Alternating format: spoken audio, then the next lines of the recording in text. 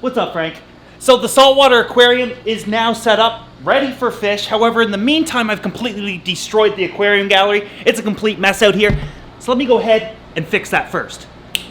Easy enough. Okay, so what I want to do in today's video is simply show you guys how I got the saltwater aquarium set up in the first place. It all started last week when I showed you guys I was aquascaping the tank.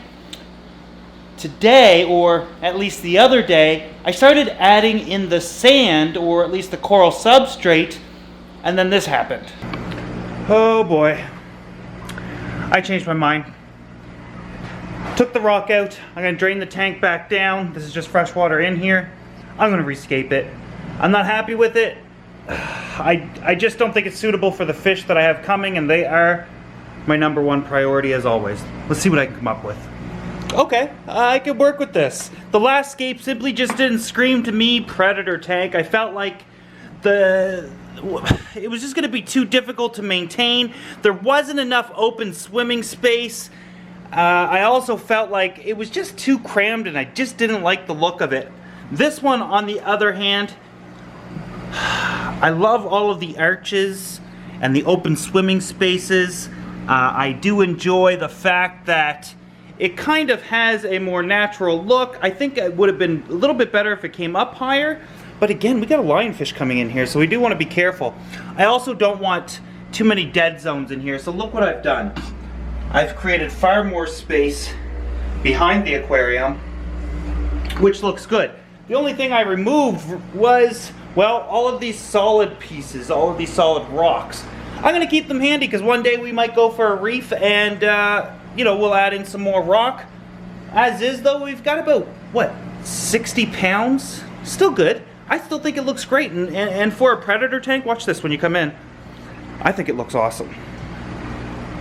So this is what you're going to see. I don't know, it almost looks like a broken down Coliseum or something. And it's far more stable than the last scape, believe it or not. It's also more uniform, sort of, maybe too uniform. I did use some broken rubble to make it look like this was keep coming out. I don't know, I like it a lot. I'm gonna go with it. I can't wait to see it with fish. Okay, let's go. Let's get back to the regular video.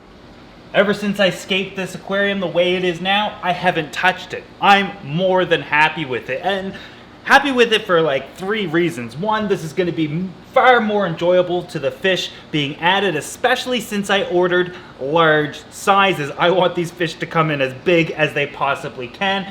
And believe me, they will come in quite large, which means they're going to be able to move around a lot easier in this, and it's also going to be easier to clean, which brings up the next point, which is better flow and creates a healthier aquarium. The final thing is I think it just looks better. Plus, I'm using half the amount of rock I was previously, meaning it's half the price. You see, I only have about $200 worth of this rock in here. And in my opinion, if you are considering this rock, at least you got to see the different shapes and sizes and seeing what you can do with them so you can make a better choice. In my opinion, stick to the shapes as opposed to the rocks when it comes to the Carib Sea Life Rock. 20 pounds cost about $100.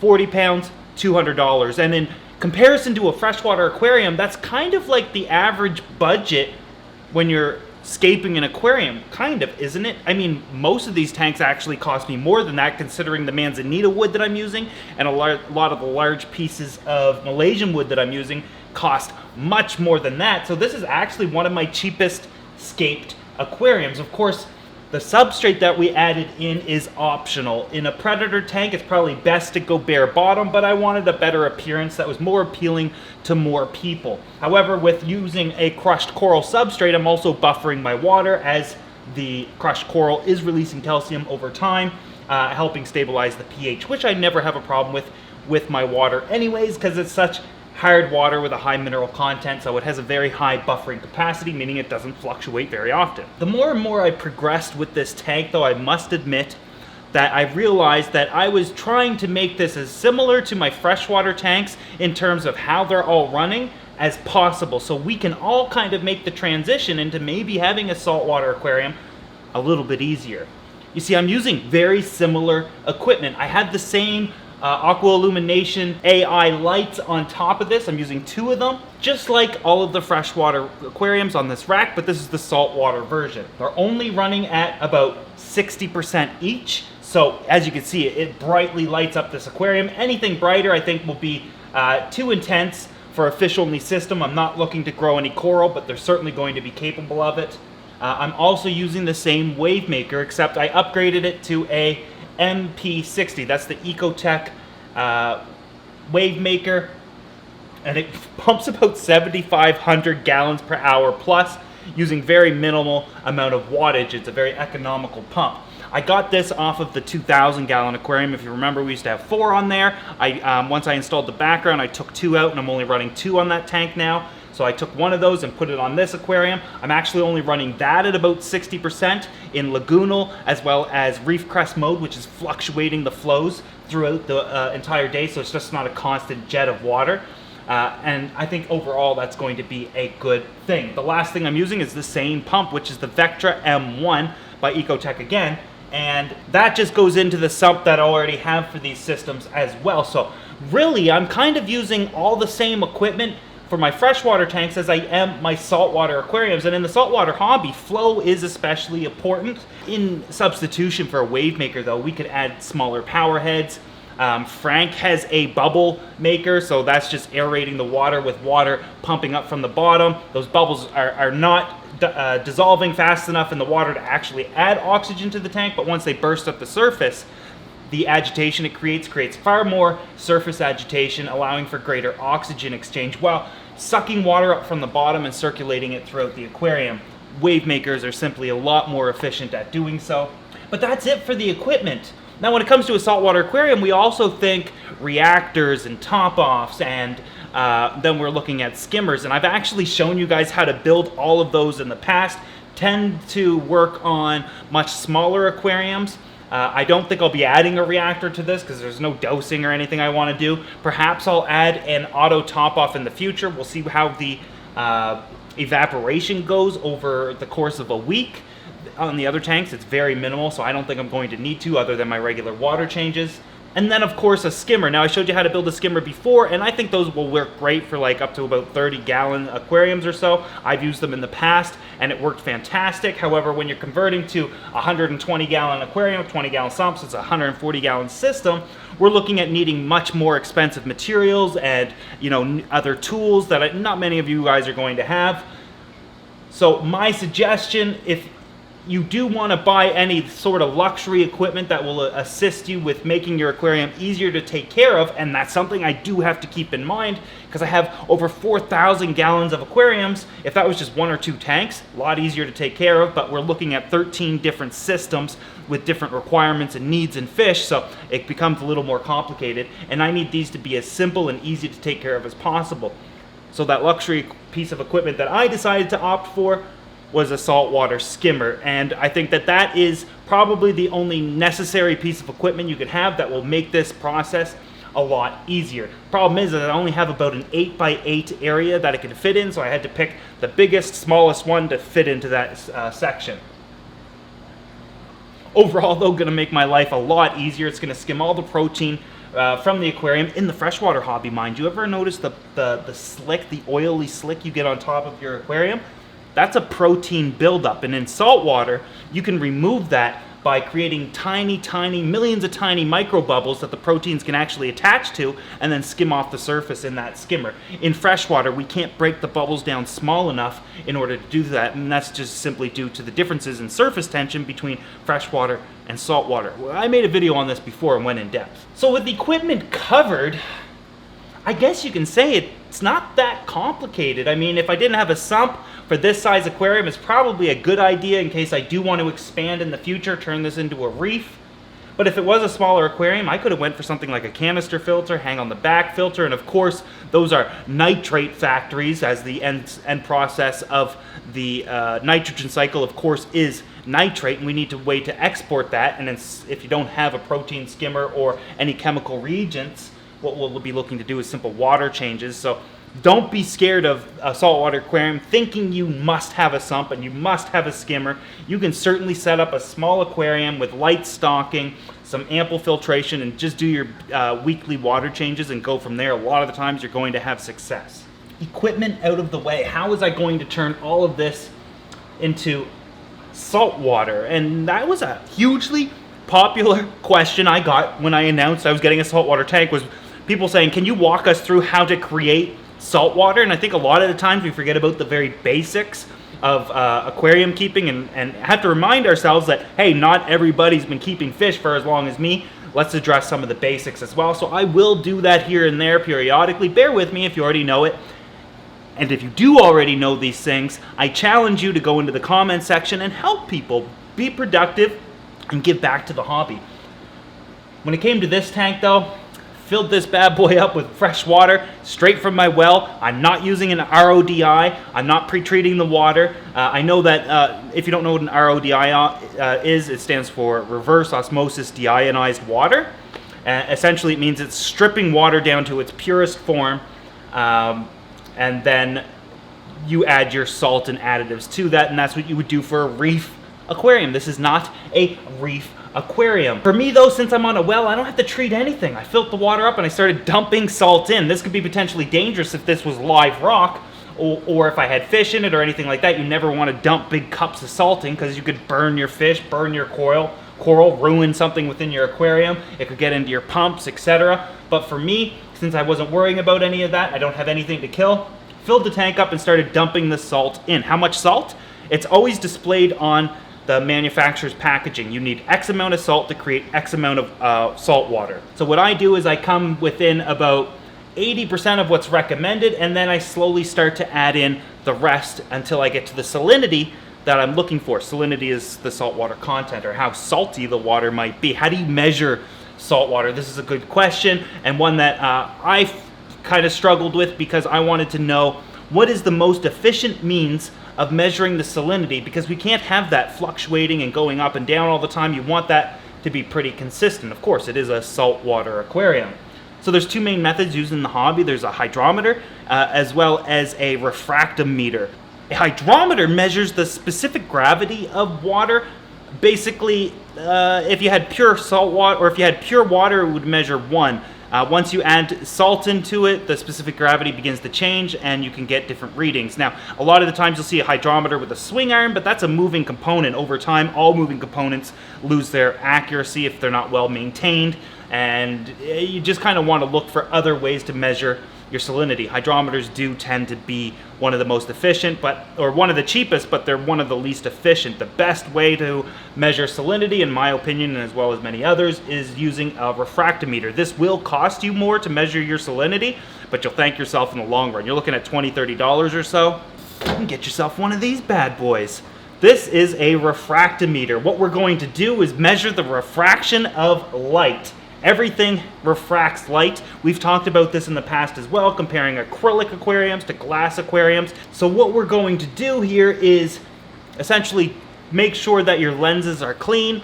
We're going to drop on some salt water, close the screen and press it down so the water and there's no bubbles, and we're going to look through the dial right here, and this is going to give us a reading of the refraction of light. Basically the angle of which the water is refracting in the water. Now when it comes to a fish-only system, you're looking to have a specific gravity of about 1.021 or 1.022. For something like a reef tank, I believe you're looking closer to 1.025 or 26, something like that. Again, there's going to be so many saltwater aquariums that have been waiting for these videos to come out. Just read the comments. They will correct me and give you further information in the comment section below. So make sure that you always check out the comment section, because I've said it time and time again, that's the second half of the video. And that, my friends, is how we create and measure salt water. In the future, when I need to do my water changes though, I'm going to be mixing the water in a large barrel. I'll be changing maybe 20 to 40 gallons once a week. I'll be filling the barrel with temperature appropriate water, which will be about 25 degrees Celsius, maybe 26 degrees Celsius. Then I'm going to add in the proper amount of salt based on the manufacturer's instructions.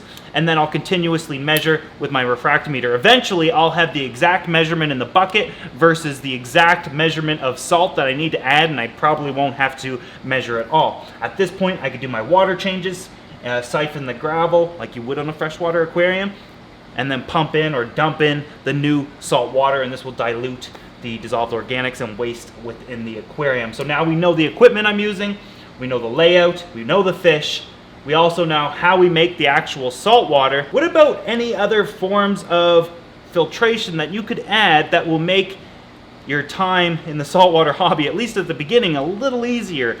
There's a few chemical media you can add.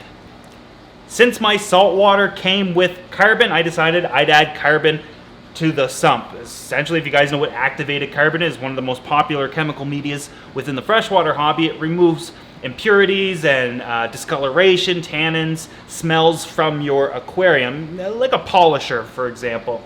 But there's other things in the saltwater hobby that is not as popular in the freshwater hobby, but they're becoming more and more popular.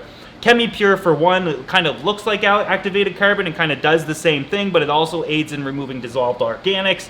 Almost the same thing as activated carbon. That is actually a really popular chemical media in the saltwater hobby, but then probably the most popular, or at least up there, is Purigen. Now, Purigen is going to help control ammonia, nitrate, and nitrate. It's going to remove dissolved organics from the aquarium. It's going to remove essentially all insoluble and soluble impurities that might be in your water column. Basically, it's like a cheat code for your saltwater aquarium when you're first starting up. Eventually, we might not need to spring for those chemical medias because some of them are not renewable. Purigen is. You can use it over and over again. However, at first, I like to add in as many protection points as I possibly can just to give me more success down the road. Now, I can't just add fish in as is regardless of everything that I have. Just like the freshwater hobby, we need to cycle our saltwater aquariums, but you guys already know how to cycle aquariums. I've shown you many different methods.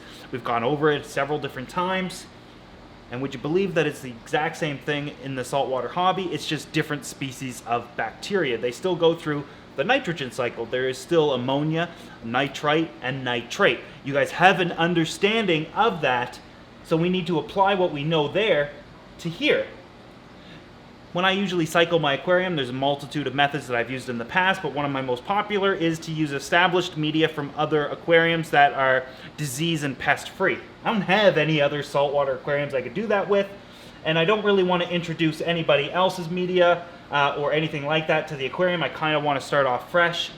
I might have to rely on that, but what I did is, you'll remember that the life rock is coated with a dormant bacteria which supposedly springs to life and establishes your biological filter over time. Plus the substrate, if you guys remember when I was dumping that in, it was already wet. That's because that claims to have live bacteria within it as well, both in the millions counts of bacteria. Am I going to rely on that? No, it's a nice thought.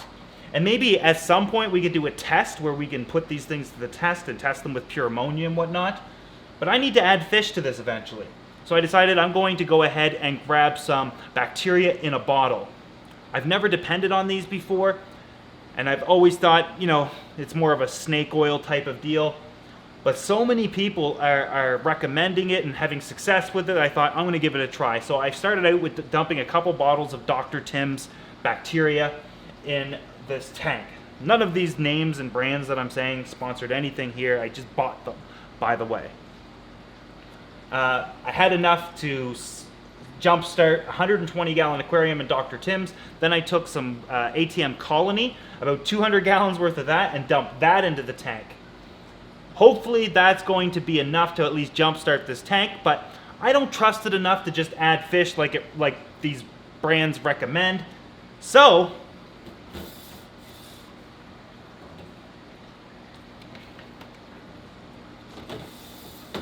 what are these things supposed to do? Well, they're supposed to convert ammonia into nitrite and then into nitrate. And I'm not going to use fish as test subjects when I could just go ahead and buy some actual ammonia. This is watered down ammonia, of course. And if you are looking to jumpstart an aquarium with ammonia, you can use this. I'm just doing some microdosing, taking a milliliter at a time and squirting it into the aquarium waiting till I get a reading on it. A lot of the times, depending on the size of your aquarium, I'll do probably 3 milliliters of ammonia per 100 gallons. I'll tend to get a nice reading on that. And keep testing over time, and if it works, it works. I mean, it'll be undisputable for me, at least at that point, and I can say, yeah, this works. But then I can't say this works because I don't know which one worked. Was it the sand? Was it the rock? Was it Dr. Tim's? Or was it Colony? I suppose that's another video we could potentially do at in the future, is put these things to the test.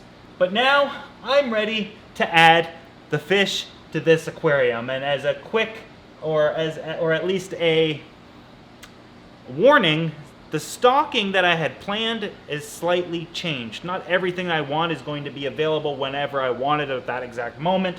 So some substitutions had to be made. Just one substitution.